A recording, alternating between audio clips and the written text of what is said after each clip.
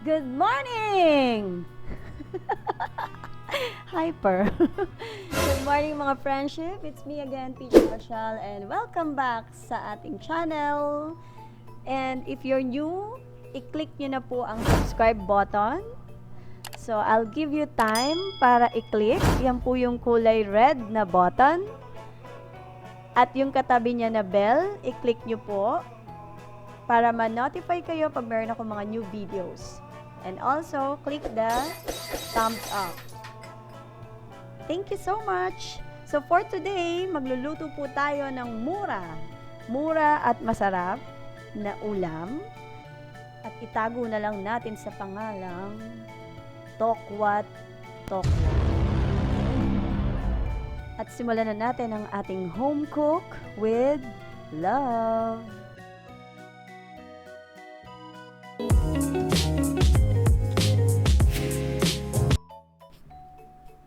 Our ingredients are tofu or tokwa, eggs, ginger, red bell pepper, green na sili or chili, onion, and we need cornstarch, soy sauce, vinegar, oyster sauce, brown sugar, salt and pepper to taste. So cut the tofu or the tokwa into cubes.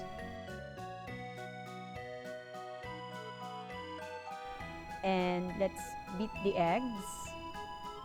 So I use 2 eggs. And then i-mix na natin yung tofu at yung egg natin.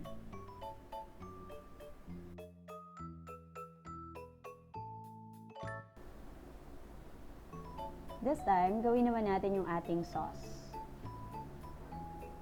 So put 2 tablespoons of soy sauce and 2 tablespoons of vinegar.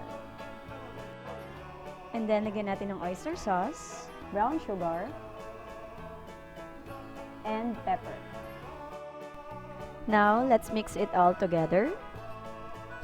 And yung mga measurement na ingredients, I'll just post it later. Also, we need water pala. Prepare na natin ang ating pan at lagyan natin ng cooking oil. Magsimula na tayo magluto para makakain. At ilagay na natin ang ating mixed tokwa and egg. So, stir fry natin siya. Alam nyo, natatakam na agad ako ngayon dito sa niluluto ko. So, by the way, huwag nyo palang kalimutan na panoorin yung isa kong video na merong pag-giveaway. Ilalagay ko po yung link below para makasali kayo sa 3 mananalo ng 1,000 pesos. So, sayang din yun, ha? 1,000 pesos yun. So, panoorin nyo after this video. So, ayan, hanguin na natin ang ating niluto. This time, let's prepare another pan para ito na ang final. So, final na po ito. At malapit na po tayong kumain. Konting-konti na lang. So, lagyan natin ng oil at painitin ang ating oil. And then, ilagay na natin ang ating onion.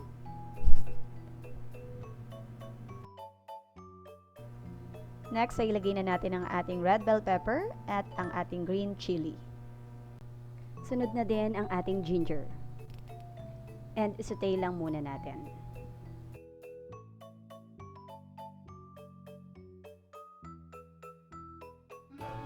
Palambutin lang muna natin ang ating red bell pepper, ang chili at ang ginger. And then ilalagay na natin kasunod yung ating tokwa.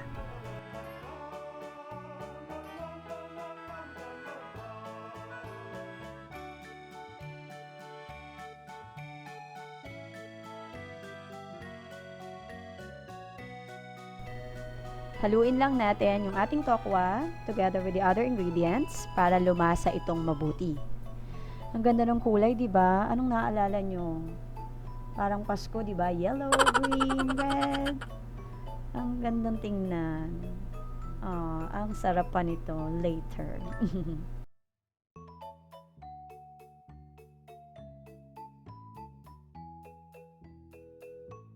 And this time, ilagay na natin yung ating mixed sauce. Ayan na yung magpapalasa sa ating tokwa't Tokwa. Naaamoy nyo na ba? Grabe. Ang sarap-sarap tingnan.